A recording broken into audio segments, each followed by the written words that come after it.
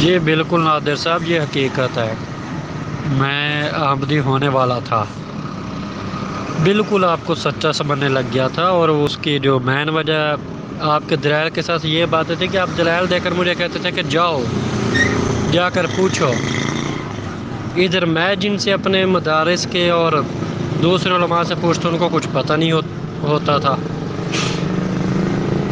بالکل، کبھی نادر صاحب آپ میرے دل کی دھڑکن ہوا کرتے تھے، میں آپ کو نادر بھائی نادر بھائی 24 گھنٹوں میں 15 بار بھی ہم رابطہ کر لیا کرتے تھے۔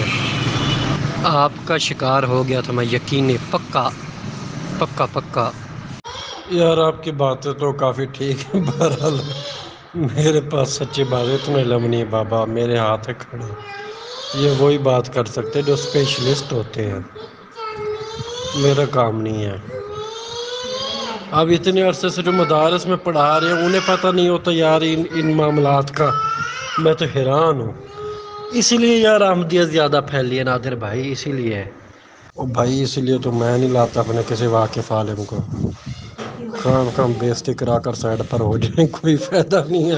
اس کے لیے بابا مخصوص کورس چاہیے، ہر بندے کا کام نہیں ہے۔ مجھے قرآن بھی آتا ہے، صحیح حدیث یہ سب آتی ہے، اصول قواعد کا پتہ، لیکن میں نہیں بات کر سکتا 5-7 منٹ بھی کسی موضوع پر۔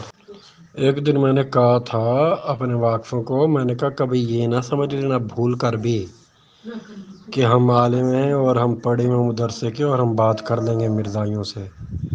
میں نے کہا تمہارا کام نہیں ہے، میں کر چکا ہوں۔ میں نے کس کے لیے اسپیشلسٹ بندے ہوتے ہیں، زندگی میں نام نہ لینا، کوئی سامنے آئے تو کرنی کر کے سائڈ پہ ہو جانا، اور کسی ایسے بندے کو سامنے لانا جو اسپیشلسٹ ان چیزوں کا۔